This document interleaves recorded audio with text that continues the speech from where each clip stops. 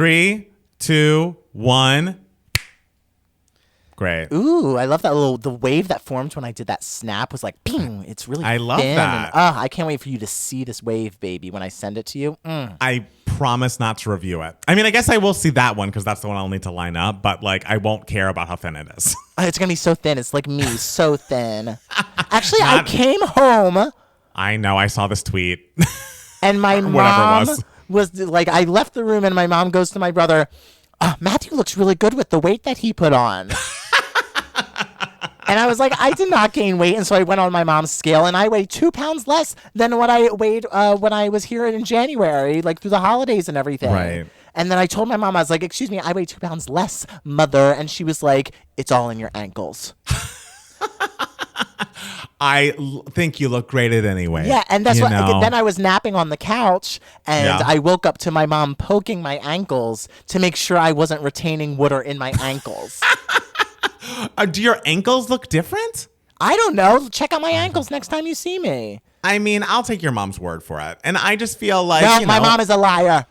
I do not think of that. Mama Steele has never lied, not once to me. She lied. So. This is her lying era. Well, we all evolve as people, so maybe she's in a lying era. I love that for her. If so, work. If so, I say work.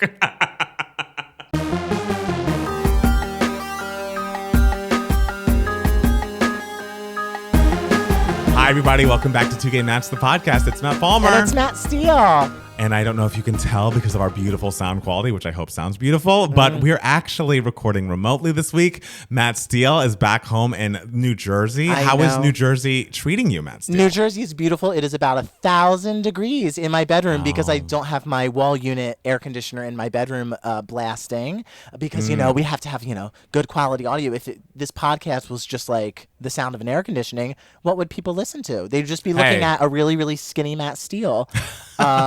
On screen if they're watching this on YouTube. Hey, I keep our AC on when we record here because I'm like, you know what? It's fine. And like, it's the summertime in LA and like, I will not be sweltering and like dying of thirst and sweating all over the microphone. Like, no, thank you. So, if we got some AC in the background, everyone will live. Sometimes I listen to podcasts that are not ours and not to shade anybody, but sometimes I'm like, the audio quality here is so fucking bad. And so many people listen to this podcast. How do your ears not hurt? Like, and also like how as the podcaster, as the engineer, are you looking yourself in the mirror? You know how I feel about quality. It just is something I had to get off my chest. This is something that Matt Palmer prides himself on. It's like we could literally have the most boring podcast on the planet, but it will sound great. I went to school for this. It would be an embarrassment to my institution if our audio quality was garbage. But some people just put their stuff out there and they don't mind. And I guess they have all these listeners who don't mind either. But it's like, are you just recording a Zoom like chat between you and your friend, girl? Like, no, let's get some microphones. Does it hurt you whenever we do this remotely and like I have my slightly cheaper microphone? No, because it's still... It still sounds pretty great. I think for remote podcasts, like especially the ones where you hear people like, oh, I'm like doing an interview with someone who doesn't have like podcast equipment, and I give them more leeway. Of course. But the quality from your less expensive microphone is lovely. For how cheap this microphone was, it's like it works. Like it's good. It does. It sounds very good. Anyway, we're not gonna bore the people. With this, they're like, we don't give a shit about this. I know they really don't. But yeah, I'm in New Jersey. It is about 1,000 degrees. I also came home. I flew into Newark, which means I can just take New Jersey Transit down to the Trenton area, and the train station gets off like really close to my house, and so I get off the train. My brother picks me up from the train station, and I live like 2 minutes away from the train station. And I come in, my mom hugs me, and then she sits down and she just looks at me.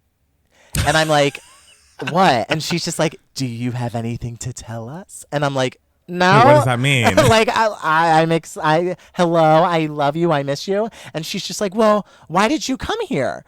And I was like, because I wanted to see you, and I usually go home, a couple times a year. And she's like, well, there was no like reason, like there wasn't a wedding or anything to come home to. So I figured you wanted to come home now. Like I thought you were gonna like bring a guy. And so I was just like, you thought I was just gonna like surprise I brought like some guy I'm dating here. Oh my God. And she was like, well, yeah, or you were gonna come here to tell us like, you're suddenly famous or something. And I was just like, no, I'm so sorry. I just came here because I love you. Sorry to disappoint.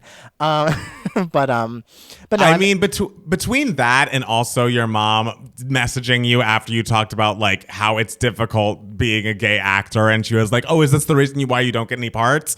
Like, she's been kind of reading you for filth lately, and I love it. 2022 is the year Mrs. Steele just like nails me down and slaps me across the face. And we love that. We love an Italian mother who just tells it like it is. You gotta do it. But yeah, so I've been in Jersey. I've been having a very good time. And just yesterday, I saw like a bunch of my friends from high school and their husbands and their children. My one friend Beth just bought a new house, and it has a pool, which is very exciting. She bought a house in like South-ish Jersey, and so we all went down there, and it was, part of my job was to make sure none of the kids drowned, and I succeeded. Congratulations. Thank you so much. So that was very fun. We had a good time. It was good seeing everybody. And I don't know, just a lot of late night chatting with my brother. My sleep schedule whenever I get to New Jersey is just a complete disaster always because A, because of the time difference, and B, because my brother, he's a elementary school librarian, so he has the summers off, so he lives probably about like 30 minutes away. And which in New Jersey terms is far, but it's not. But so he's been staying here for the week that I'm home, and so whenever he's here and I'm here, we always stay up late every single night. And by late we mean like until like 5:30 in the morning every single night. We're just like in the living room, just talking about literally anything. It always comes back to either how can we become famous, or we talk about the problems with the education system in the United States. Wow. So we go deep in our late night conversations. But yeah, so that ruins my sleep even more. So it's a very chaotic week here in New Jersey, but I'm having a good time. And it's good. I think it's good that you're getting used to staying up late, because we're about to stay up late Thursday night for when Beyoncé finally drops Renaissance. And if anyone is going to be near their computers around 9 p.m. Thursday night LA time and want to listen to the album for the first time with us, we're going to have a live listening party session, which is a first for a full album, I think, that we've ever done. So the technology, we're really hoping holds up for all involved. We hope we don't get any copyright strikes. There's so many things that could go wrong, but I just think we should all experience this moment together as two gay Mads fans, the Cathys. So make sure to mark your calendars, and then you'll be awake for it. You'll be awake to re-listen to it on the way home. You'll be probably awake for 4 or 5 more listens before you get tired. Exactly. I love that. Yeah. In fact, I will actually never sleep again after the Beyoncé album comes out. You shouldn't. None of us should. No, we don't have time for sleep. We have to stay awake for Act 2 and Act 3. Exactly. Or if that's how many acts there are going to be. The rumor is that's correct, but who knows? We don't know. We don't know. No one knows. Whatever rumor you have heard, it's probably wrong.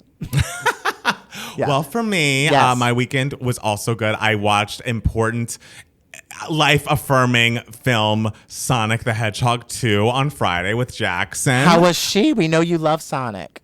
I love Sonic, and Sonic 1 is very good. Sonic 2 is a little more kid-oriented. I felt like there were more like things for adults in Sonic 1, so it was cute. So I would love it. Yes, maybe you'd love it. It was just a little bit of a step down, but Idris Elba did a great job as Knuckles, and that was a great new addition. I liked meeting Tails here, so I would definitely recommend it. Natasha Rothwell, again, was great. Also, Shamar Moore, if you just want to look at a very handsome man. Shamar Moore is? Yes, he plays the man that is engaged to Natasha Rothwell. Girl, so. I am booking a ticket now. I love Mr. Moore. I love that you say this as if it's like unique. Congratulations, you have eyes. Like all of us love Mr. Shamar Moore. Yeah, but he loves me back. That's I don't know the if difference. That's true. He doesn't know it yet, but he does.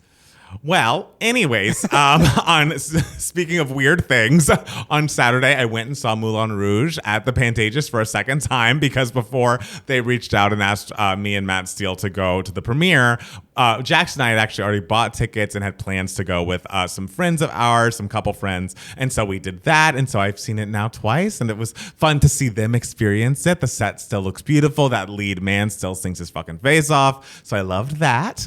And then just today, I went to Jackson's sister's house. She just moved to a house and has done all this renovation with her husband essentially in the past weekend, maybe 3 weeks max. They've done painting, they've changed fixtures, they've done all this stuff that I'm like, I can't believe you've only been here for 3 weeks at this point. It's truly wild.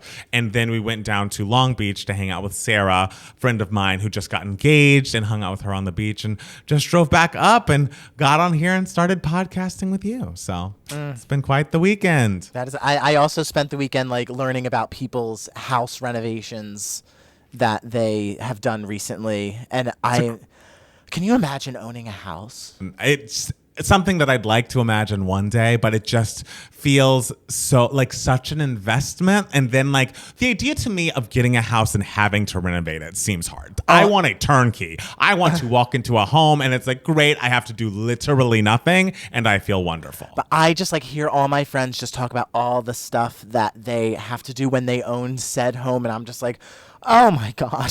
I just the heart palpitates. Even when they get new houses and everything that don't need much renovation, I still just hear oh, something wrong happened with some sort of pipe or something, and I'm just oh, my soul just caves in on itself. And I'm I couldn't imagine having to bear that responsibility. Well, hey, be proud of me. Over on Friday, we had to buy a new water filter for underneath the sink, which we had one that the previous tenants had, but it was literally made for a restaurant. It was too complicated and kept leaking out when we tried to replace things. So I got a new one from Amazon, just kind of simple, but I got under there like a fucking Mario and Luigi the plumber, bitch. And I was daddy. Oh my God. I was locking screws in. I was using adapters. I was making sure there was no leaks. Because again, I don't want us to go out of town, come back home to a flooded apartment. Everything's a mess in our apartment. But I did it. We turned the water on and it worked. And it was did I just do that? Do I have any skill set here? Because I felt like I didn't, but maybe I do. I am so proud of you. You should treat yourself to a new Beyoncé era.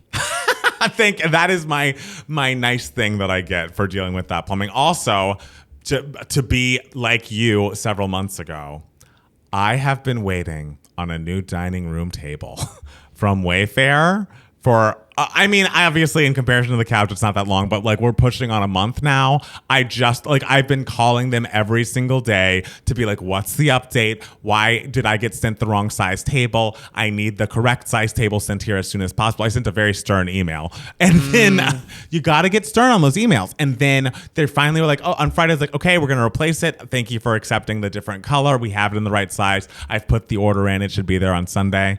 I go into my Wayfair account, look in, and it's this order's on hold.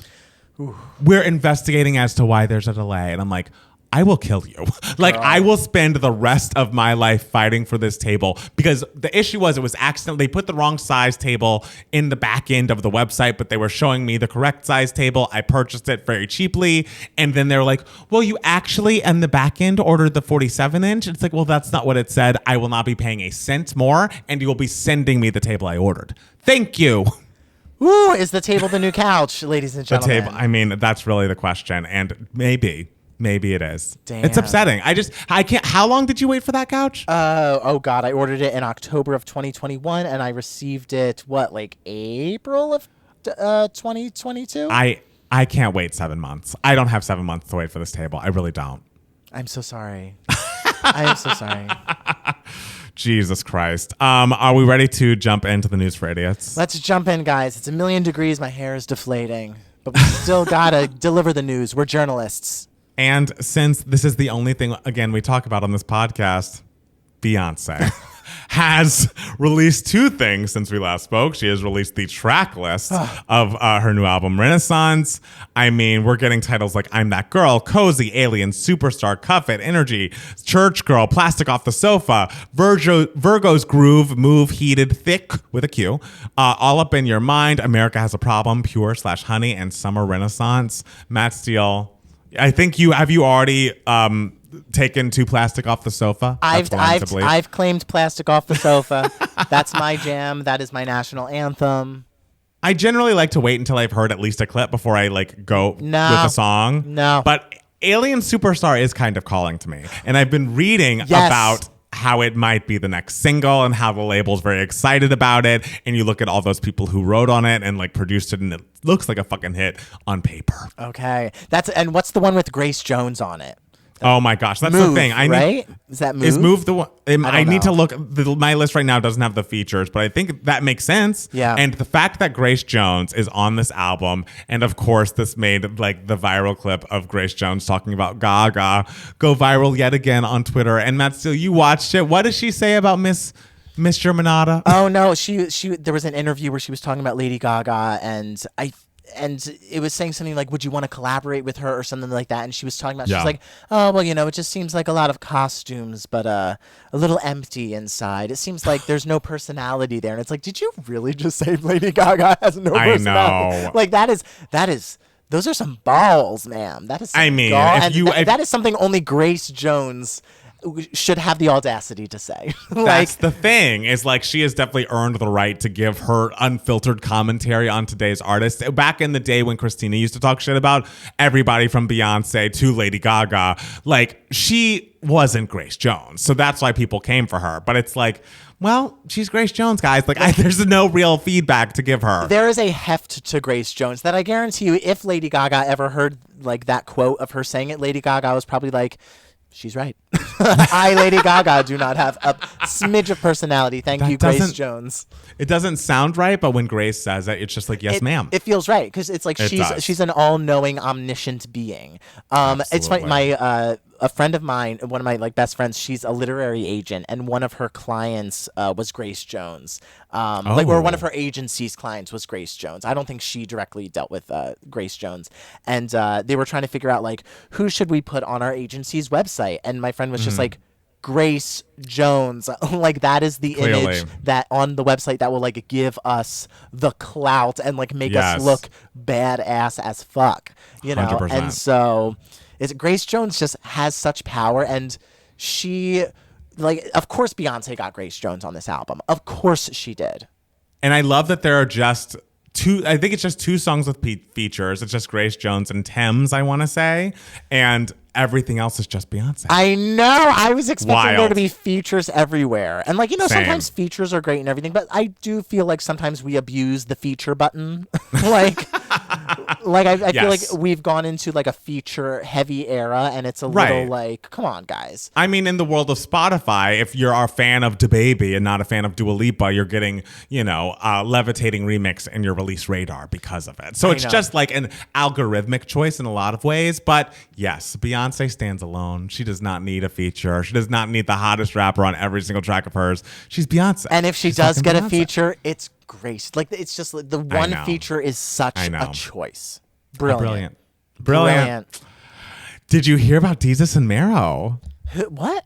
Desus and Mero comedy duo. They had a Showtime show. They had a podcast called The Bodega Boys. They were basically like, if we were straight black men in the Bronx, they were a comedy duo like us, and they split up this past week. Oh no. Which is, I know, and it's a sign that we have to stick together. Oh no. Because we can't be like Desus and Mero. And it happened. It came out that the Showtime show wasn't coming back. Then it came out that the podcast wasn't coming back. And then it came out that the reason behind this is because Victor Lopez, the duo's longtime manager and credited producer on Desus and Mero, no longer was allowed to attend tapings or appear in meetings. He'd been accused of asshole behavior, including bullying, screaming, and generally making people on the show feel bad. Several formal complaints had been made. Desus basically agreed with Showtime and wanted Lopez out, but Mero felt loyal to the manager who had been with the Bronx-raised duo for years.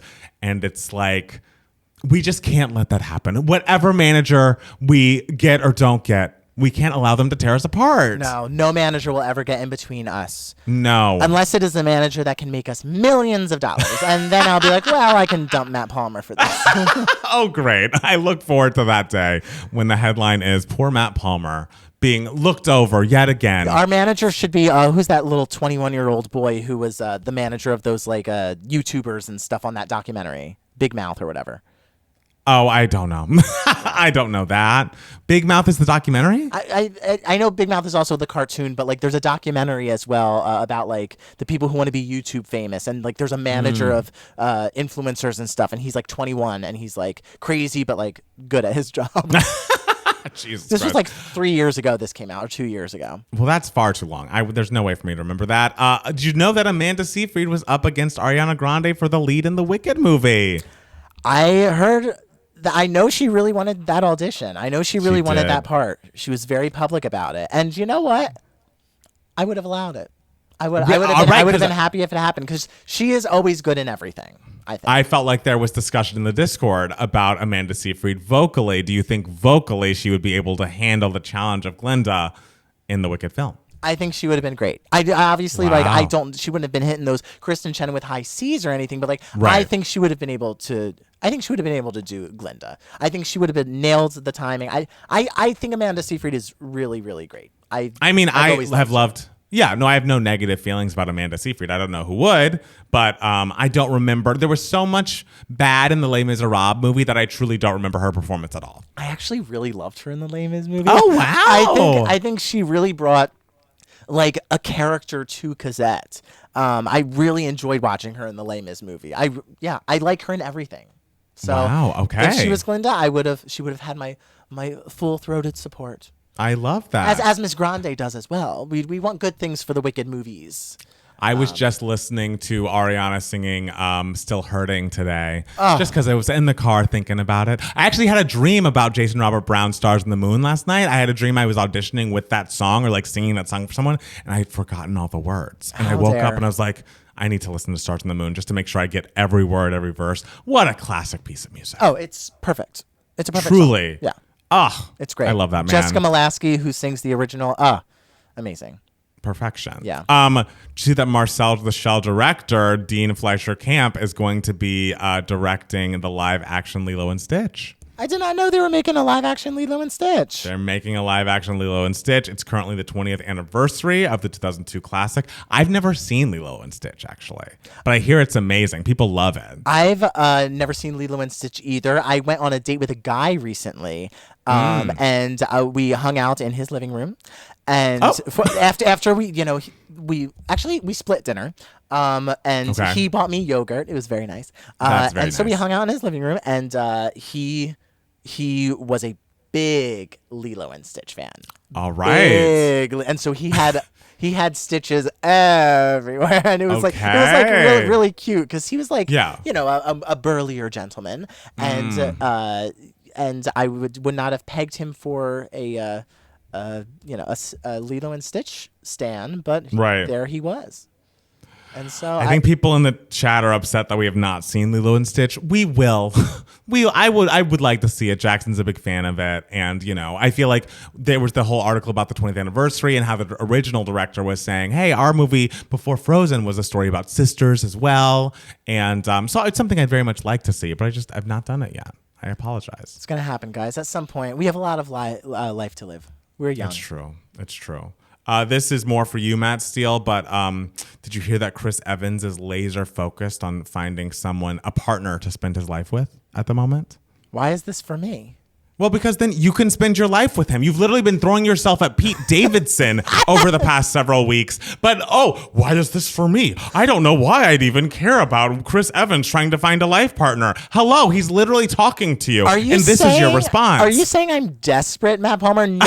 It is Mrs. Steele who is desperate for me to have a boyfriend right now. I did not. The word desperate never left my lips, but you do always ask, is he single? Does he have money? Can I just date this guy with money who's straight? I don't need to ask if Chris Evans has money. But you know that he does. That's what I'm saying. And he's looking for a life partner. Why would that not put your antenna up? This is your problem. Well, look, my antenna is always up. And if Chris Evans were to ask me out on a date, I would say, date schmate, just marry me. Like, let's go. Like, Christ. I have eyes. I know what's good for me. And he seems like a lovely gentleman. So, like, Yes. Of course, I would let him pay off all of my student loans and provide me with the life that I deserve. But, I haven't been throwing myself at Pete Davidson.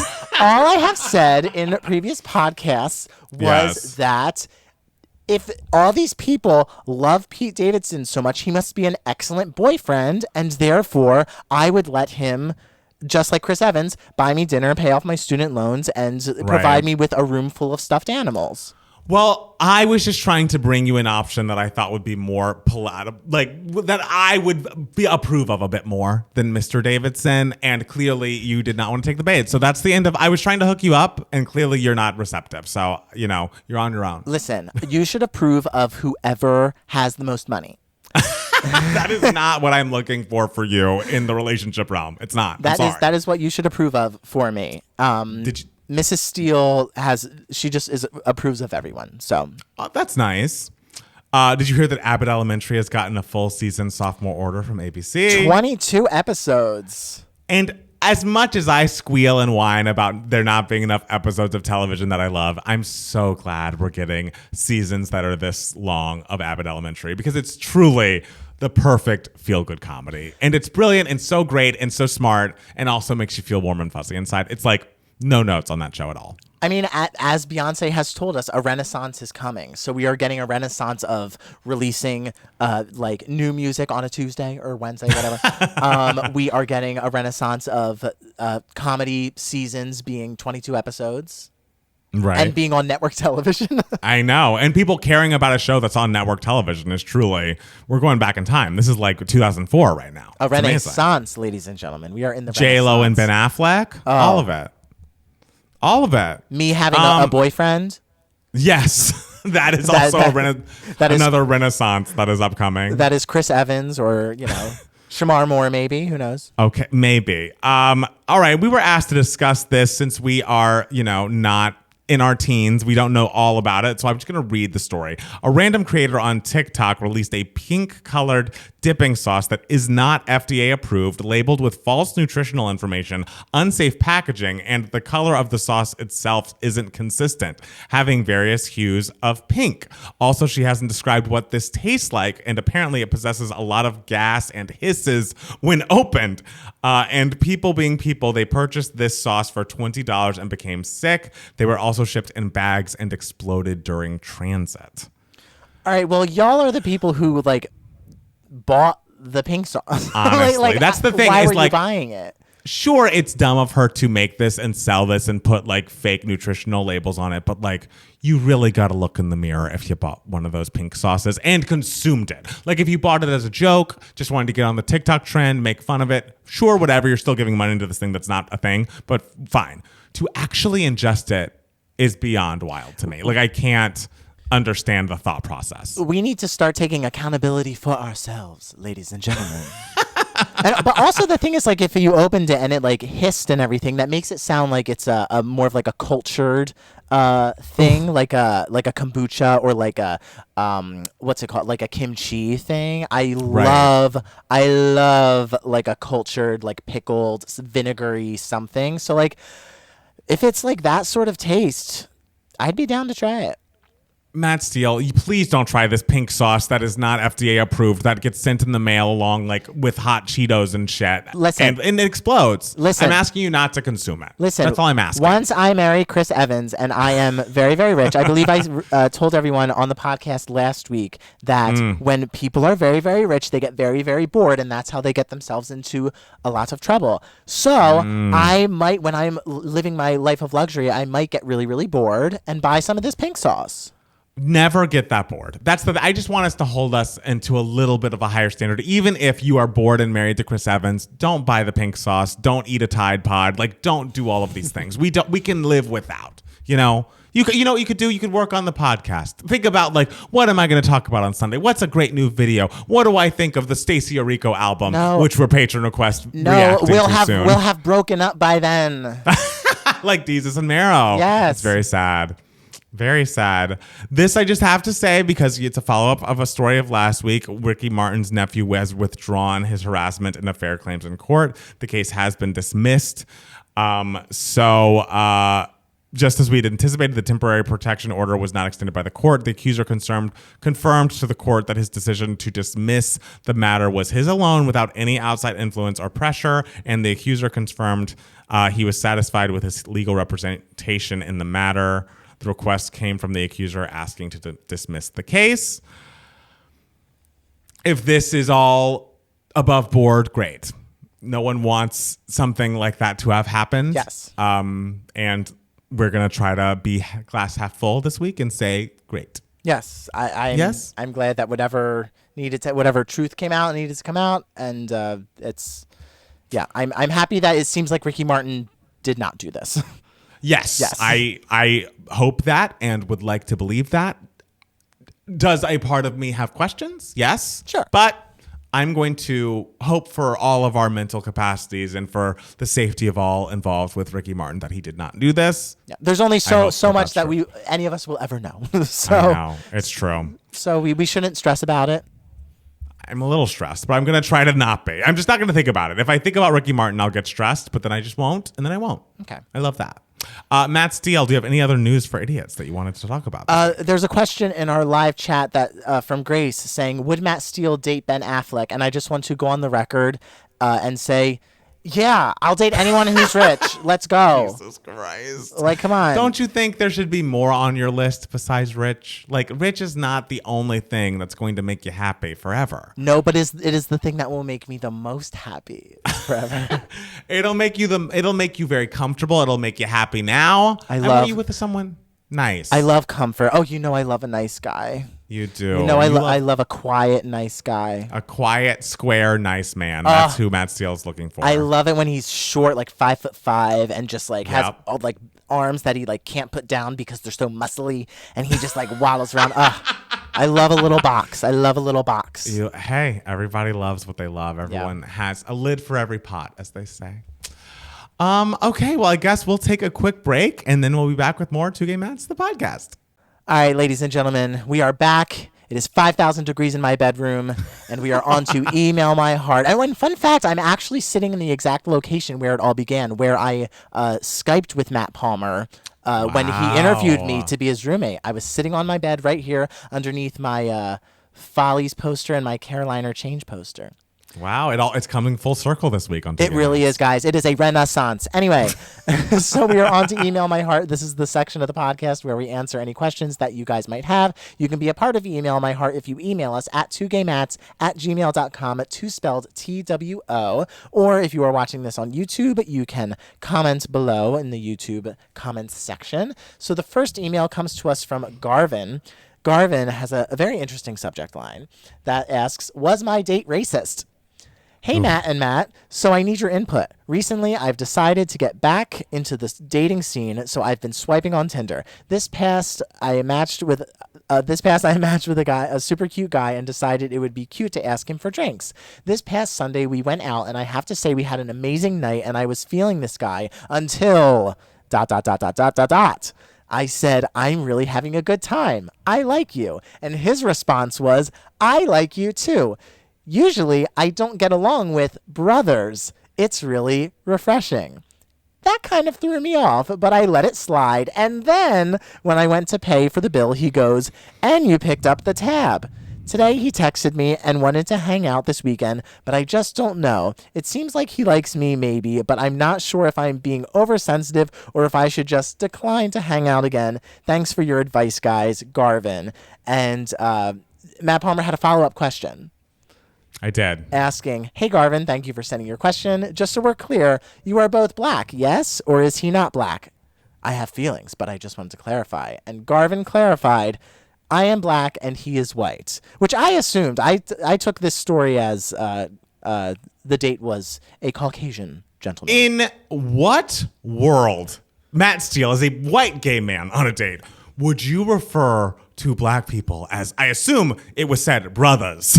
In what world would you say, I don't usually date brothers, or whatever the fuck he said? I hate that I'm on my soapbox. Matt Steele will speak soon. As someone who has dated a lot of people over their decade of singledom, This is a red flag. If ever you walk out of a date and have to wonder, is this person a fucking racist? Whatever weird thing they showed you on the date is only going to get worse. It is their true self is only going to become more and more apparent. The microaggression there of the brothers thing was, because it was so insane to me, because I was like, maybe they're both black and he is like kind of a person who has a little bit of self-hatred. Maybe I could almost see it. And I would still say don't like date this person, but I almost would feel bad for them. This person's a racist. This person is a racist who is making an exception for you because he's decided he likes you, but thinks that you are better than or other than other black people around. And then the fact that when you paid, you picked up the check, he was so fucking surprised. Absolutely not. I have never seen someone more clearly like be someone I wouldn't want to be around. Like, I can't imagine you wouldn't accept a friend doing that to you. The fact I understand, I'm not judging you, because you're in the situation, you're on a date with this guy you think is cute and nice. You're going to want to make excuses for him. You're going to want to see everything on the bright side because you like him too. You're looking at rose-colored glasses from someone objectively. Run, baby, run. Like, get nowhere near this person. Do not date them again. They will only reveal themselves to be more problematic and upsetting to your spirit and have you questioning things you shouldn't be questioning. I could not want you to date someone less than this person, because it only is going to get worse. He's going to hurt you worse. It is going to, the more invested in him you get, the more he will let you down and drop these little things, these horrible racist bombs in conversation that you have to deal with. Like, you don't need that stress. Absolutely not. Fully agree. Full stop. But also the thing is, like, of course, like, even if he, was just thought he could be comfortable enough to like make, even if he was just joking, and which, like, why on what planet would you do that? But even if he was just joking, it's just like, this is clearly someone who like does not understand like social like interaction. Like, that is not like at all a joke that is like appropriate, so it is just someone who does not understand that. But Garvin, I bet you my mom's going to listen to this and be real excited and be like, there's a single boy out there. So Garvin, maybe for Garvin. Yes. Yes, if you're in LA, give Matt Steele, hit him up. He won't do anything like that. Single. But I hate hearing stuff like this, because you, as a black gay person, you get microaggressed a lot and you don't realize it. Usually it's subtler than this. Like, this is so blatant, and you were very, very kind in not being like, what the fuck did you just say? Which is like what I probably would have said, at least at this point in my life, because it's crazy. Like, you gave him a lot more grace than this person deserved. You clearly have such a big and open heart. You're just getting back out into the dating scene. You deserve so much better. You will find someone who will like uplift you and make you feel full and whole and wonderful and supported, and not like, oh, are you a racist? Like, if ever you have to walk out of a situation with that question in mind, avoid them. You don't need it. It is 2022. If they have not gotten the memo on how to like interact with black people, then they're not going to get it, or they don't want to get it, or they have people in their lives who are worse than they are. Like, no. And it's like, obviously you don't get along, you don't get along with quote unquote brothers because you say stupid shit around them. Honestly, like, you have no idea how to interact in the world, sir.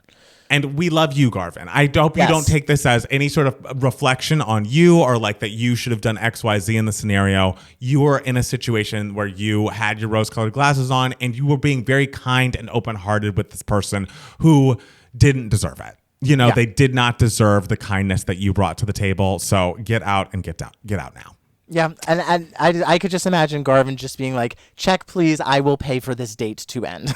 Exactly. Yeah, so good for you, Garvin. Garvin, you are amazing. You are a king, and you will find amazing gentlemen out there. Maybe, Chris Evans is looking. It's true. Everyone keep their eye out for Chris Evans. Yeah. Didn't we get one more question in the chat from Dr. Woods? We got a question in the chat from Miss Dr. Woods, and she says, describe your ideal Beyoncé 729 rollout. What is your fantasy? Close your eyes, everyone. What do you want most out of this? What I would like for for me personally. And half of this is logistical for us, sorry. But what I want is I want her to just drop the album at 9 p.m. that night, or at midnight on Friday, just drop the album. I want there to be no visuals at this point. The visuals need to be a separate thing. And I want her to post look out on Netflix this time next week or something. And then there's a full fucking movie of this album available to us the following week. I wouldn't be able to take the whole visual component being a part of what's being released on Thursday. I just think it would be too much for me to handle. I don't know how we'd do it on a live stream. I just feel like we will have enough with the music to take in that then having the visuals being a separate part of it would be great. I would like some sort of live performances, whether they're recordings of performances she's done that she's just putting on YouTube or on Netflix for us to watch. A whole live special would be great. But the music videos, the visual, the movie, that needs to be dropped separately. And that's the most important thing I'm thinking about. Matt Palmer, that's very nice that you wish that very calm, cool, and collected rollouts. That is very organized. That makes sense. I do. But you are so basic. I want full-fledged chaos, ladies and gentlemen. I want 9 o'clock to hit, no album. I'll kill you. And everyone is just like, where's this album? Where's this album? But suddenly AMC Dolby Theaters is the only way to experience this album for the first 2 weeks is if you see this in theaters. Tickets available now. And there's fighting in the streets, everyone clawing over each other to get their asses into a Dolby theater, AMC, or some sort of whatever giant IMAX experience, 3D glasses. Everyone has private headphones in this theater. I want people to be crawling over dead bodies. I want it to be like a zombie apocalypse happens for people to get to experience this album. And this album is nowhere, not even on Tidal for the first 2 weeks, because if you want to experience it, you have to experience the film, the cinema. I want our live broadcast to go up, and then Nene Leakes in that Housewives reunion, I want suddenly just our laptops to close. And because we are moving our asses to the closest movie theater. That's what I want. That would be so much. That would be so stressful for me personally. While it would be amazing to watch it in the cinema, it could be announced a week from that day in the cinema. I can't have that. I need us. I love a plan. I said it in the video almost a decade ago. I like a rollout, a plan. And it's just too late for visuals for me now. If the release is Friday, just put the album out. Let us sit and absorb the album. I'll even go to the cinema. It doesn't have to be Netflix. But if it's that sounds traumatic for me. What you just described sounds like trauma. I want trauma. I want Beyonce to give us trauma. Beautiful trauma. No. That's a Pink song, right? I think so. She was singing about album? Beyonce. That's is that the album too? It might be the album title. It's a track as well, I think. There's Beautiful trauma. Something like that. Yes, I don't want that. I don't want the beautiful drama. I hope it is something that I can wrap my head around and doesn't break me. I'm sick of being broken. You know what I mean? And then she says, you won't break my soul. That needs to be for her too. She can't break my soul in overwhelmed joy or fear or I can't be that overwhelmed and overstimulated. I'd like something calm, cool, and collected. I want my soul to be shattered into a million Jesus pieces. Christ. I want it broken because I'm broken. Oh my God. Well, Matt Steele. Yes. I have a question for you. Yes. What has been giving you moments, darling? Speaking of chaos, guys, I'm so sorry. Oh my God, here we go. I'm so sorry. This season of Big Brother is fucking delivering. And Jesus just Christ. when you think it's not going to deliver is when it delivers the most. At the start of the week, CBS gave the Big Brother house guests alcohol, and they got drunk. And so there's, Taylor, she's like the pariah of the house and everything. And this entire time, this guy, Daniel, who's an Elvis impersonator, has been saying, Taylor keeps following me around. Taylor keeps following me around. And then finally, I think Taylor has a crush on me. I think Taylor has a crush on me. And everyone online, because, everyone loves Taylor, is like, how dare you, the audacity to think that this beauty queen loves your 35-year-old Elvis impersonating ass. You are disgusting. Well, they all had alcohol, and it comes out. Taylor's just like, guys, I have a crush on Daniel. Amazing. That was just the first day of the week. We are getting everything. We are getting Jasmine spraining her foot on spraining her ankle on live television, and then a mere 2 hours later, winning the head of household competition, and she's wheeling around the house with a sprained ankle. And she had this girl Nicole wipe her booty after taking a dookie.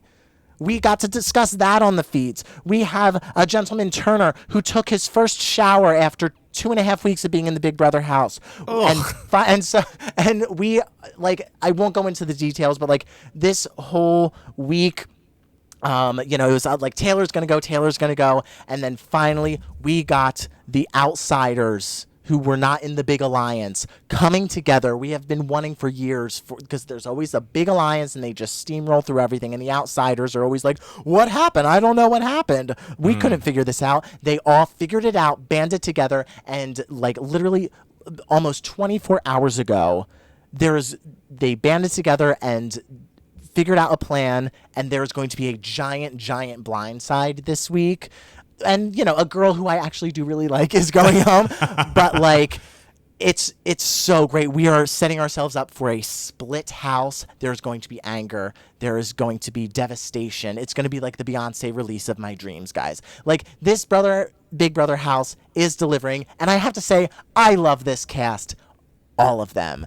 I think they are all messy and ridiculous. Wait, what about the ones that were mean to Taylor? You like them? Love them. Wow. Because they're just ridiculous. It's such an eclectic bunch, and even though obviously I felt horrible for Taylor and everything, but they're just giving us mess and insanity, and that's what I'm here for, guys. And the thing is, they're hitting their downfall now. So it's you have these people who were against this girl who everyone loves. And so It was frustrating for a bit. And it's oh no, we don't want to see them succeed. We don't want to see them succeed. But now they are going to get it. And so all the fans are just it's great. I'm so sorry to talk about Big Brother for 12,000 weeks in a row. I mean, they've listened to this podcast before. Everyone knows what they're getting when they get to your Give Me Moments, I feel, at this point. The thing is, if you're just watching the edited CBS show, you are just not getting it. You're not getting the experience. You need to follow what is happening on the feeds, because the CBS edited show, it's very, for an America-friendly audience, and they give them these, ridiculous things to say, this girl Jasmine, who's just a perpetual hater and just... miserable and grumpy and a diva, and America really does not like her, but I like her because she's ridiculous, and she's giving us good TV. They have her say, she has this fake Southern accent that she really puts on, and they give her things to say you're gonna get served a side of blindside biscuits and butter beans, and it's just this is so ridiculous. But if you are watching the feeds and watching it all happen in real time, you are going through the roller coaster of emotions with these people. It's great.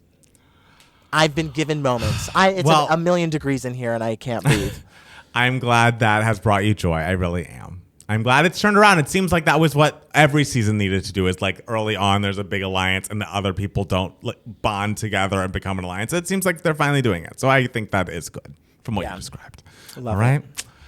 Well, for me, giving you moments, I apologize. I feel like Matt Steele about talking about the same thing every week, but in anticipation for Beyonce, I have been re-listening to all of Destiny's Child's albums and all of Beyonce's albums, and I just have to say, what a career. And a career that we were alive and aware and involved in, at least at my age, from the get-go. Like, I remember first hearing No No No remix, the Wyclef Jean version. I remember getting that first album. I remember getting the Writings on the Wall, seeing the Say My Name video with LaToya and Latavia cut out. Like, I have been there. I know she wrote Survivor. Well, wrote Survivor because the radio station said that being in Destiny's Child was like being on Survivor because she kept kicking people out. It's just to see it all in like order in this way, like just to think about it chronologically, to see the growth. And I mean, I always squawk on and on about B-Day, but the difference even in her vocal delivery from Dangerously in Love into B-Day, she comes into her own in such a way. And I don't know if it's because she had just finished filming Dreamgirls and like they had her sing so light throughout the whole thing, and she really wanted to show like, I can really get up there and sing and really sing at the top of my voice and belt it out, and it's really impressive. But it's almost like a different artist. It's like Beyonce, as good as Dangerously in Love is, she's like in her lane. She's like, I'm the new R&B pop girl, and like I'm gonna do what I did in Destiny's Child, like just get a little flavor on things. And then she becomes a brass instrument when B-Day gets going, and it's just like a brass instrument. She becomes a brass band. And it's just wild. The fact that it was just like, it wasn't that long in between the albums. It was 2002, I believe, when Dangerously in Love came out. And then she Destiny's Fulfilled in 2004. And then 2006, like, it's not that long in between these two eras, but it feels like two different artists. And like the Beyonce from B-Day onward just grows and evolves in the most beautiful way. I re-listened to the Homecoming album, which is so incredibly excellent. I also recommend, if you love Homecoming, listening to the Beyonce Experience, her live tour of the B-Day record, also available on Spotify and also unbelievable. It's just, this woman is like, sometimes it's easy to feel like, oh, maybe Beyonce's overrated. We give her so much. We talk about her as if she's perfect and flawless, but she's the artist of our generation. Like, yes. Period. Like, she has done it all, has grown so much, is getting better and better each day, and still commands the attention of the world with this release. The fact, like, I saw that Twitter Music is changing their name every day up until the album being like, Twitter Music is listening to B-Day, and like going through her solo discography every week or every day up until Renaissance. And it's just the fact that this far into her career, she has been doing this for so long. She's still pushing the envelope and getting people excited to this degree is truly unbelievable. I'm so proud of her. And it's so crazy because it's like, she's older than me. She's been famous forever, but I'm still proud of her. I even watched some of those old, like I watched that, the Making of Four documentary where she like just is managing herself for the first time and, is putting together the Run the World Girls video. I watched the behind the scenes of like her Beyonce little vignettes, like the 4 documentary things that are on her YouTube. And it's like, Jesus, she has really fought and clawed for this. And even though, of course, she doesn't give us much one-on-one, like, let's talk time these days, the growth and the evolution of this person is so evident. And I'm just so excited to see what she gives us this week. And I can't believe it's this week. I can't believe it. And the amazing thing is, like, it feels like yesterday that she broke off and became a solo artist. Absolutely, it does. Like, but it's been so long. It's been so long, and yet we're still kids, but like, it's what's so amazing about Beyonce's career is you can really pinpoint the markers of every time she has shifted the game and she has like risen to a new level. Like, there are such clear cut moments that you really see the evolution of her and the climbing up the mountain, and she just keeps going up and up and up, and it's just incredible. She's amazing.